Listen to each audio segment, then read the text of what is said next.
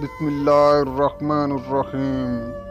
کہتے ہیں کہ سسرال میں وہی عورت ہی کامیاب ہوتی ہے جس میں صبر اور ہر بات اگنور کرنے کا فن موجود ہو۔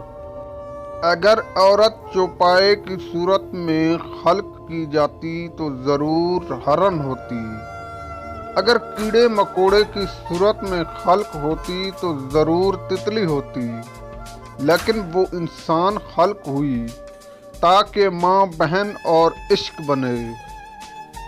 عورت اس حد تک نازک مزاج ہے کہ اسے مرد صرف ایک پھول دے کر خوش کر دیتا ہے اور ایک ہی لفظ بول کر اسے مار دیتا ہے۔